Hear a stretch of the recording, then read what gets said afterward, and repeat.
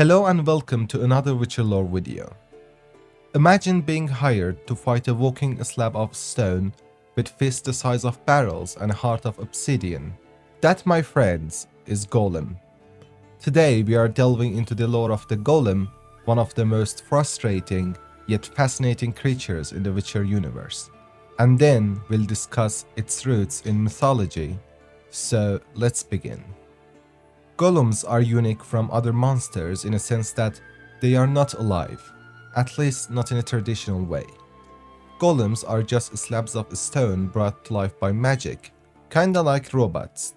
They are not alive, but they are functional. In The Witcher 1, it was said that golems were brought to life by magical lightning bolt, and could be destroyed by just that. The golem, in traditional sense, is often portrayed as a clumsy, faceless figure made of clay or as a perfect effigy of a man. But in The Witcher, Golem became a piece of roughly hewn rock animated by a magical obsidian heart placed inside the beast's chest by its maker. The mage who created it was no sculptor. He cared little for aesthetics and focused on functionality. This creature was meant to work and defend its master's property, and the golem performs these tasks, especially the latter, perfectly, with ruthless efficiency. As effective as they are in fighting, golems aren't mentally bright, which makes assigning tasks for them tricky. There is an interesting story about a golem and a mage who wasn't so careful. Once an absent-minded mage created a golem, and ordered his new servant to fetch water before burying himself in his scholarly books. The golem kept carrying water day and night without pause, and ultimately flooded not only the mage's house but the whole city.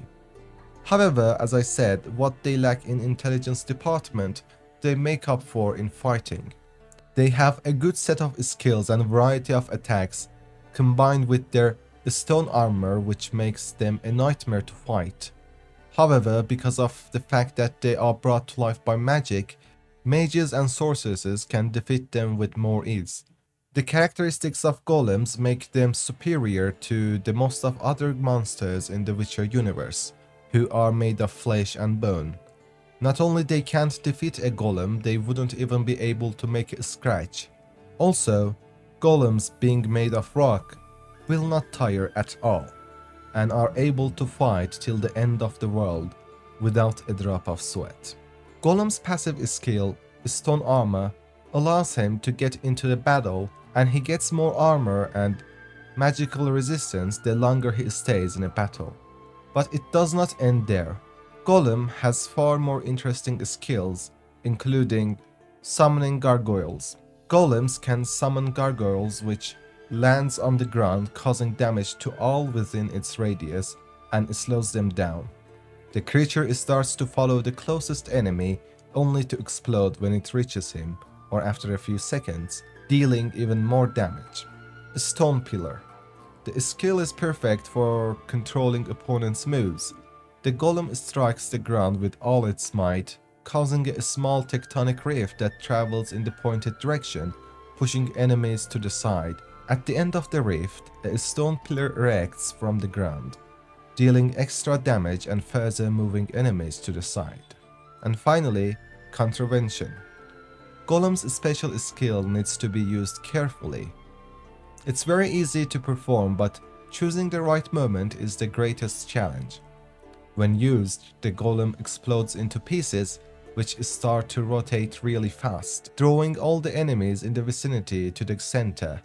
After a short moment, Golem explodes again, just to reconstruct himself, damaging the enemies caught at the range. Most of these skills refer back to Witcher 2. However, it's time to read the Bestiary in The Witcher 3, and as usual, after that, we will delve into its roots in mythology.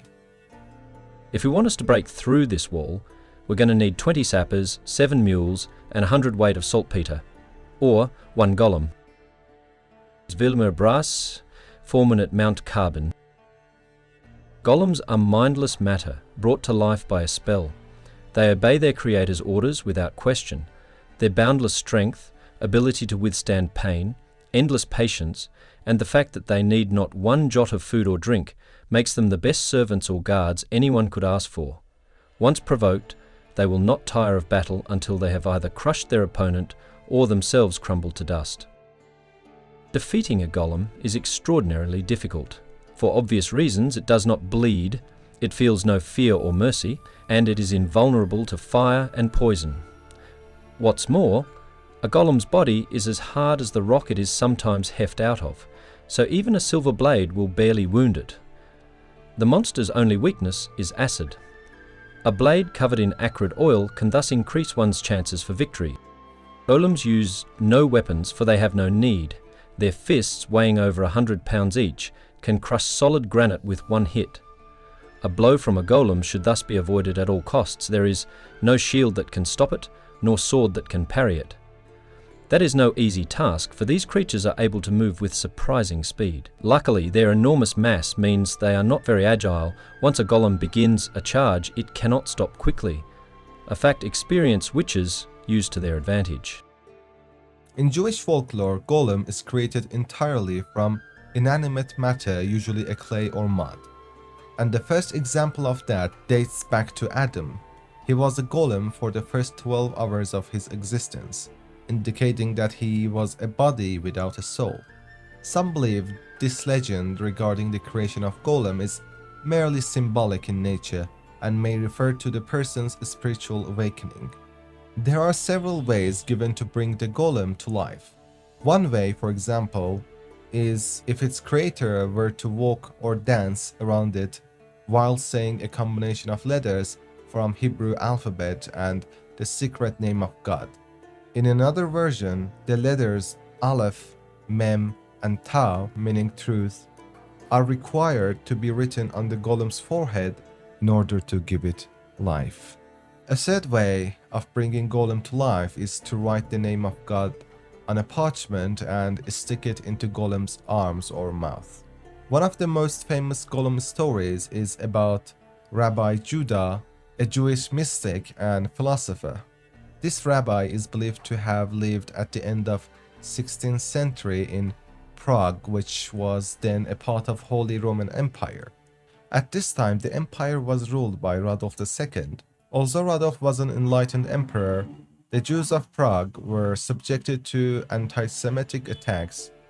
In order to protect the Jewish quarters, the rabbi created a golem. As the golem possessed incredible strength, it also helped out with physical labor in the rabbi's household and synagogue.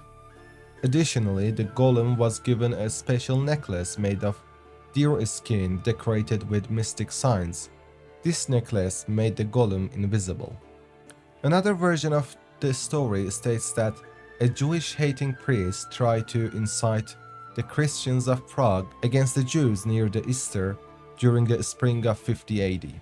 As a result, Rabbi created the golem to protect his people during the Easter season. While the golem succeeded in protecting the Jews, the story has a less than happy ending. The golem grew stronger and stronger, but it became increasingly destructive as well. Instead of doing good deeds, the golem began to wreak havoc and threatened innocent lives. As a result, Rabbi removed the name of God from the golem, turning it back into a lifeless statue. Some believe that the golem was hidden by the rabbi in the attic.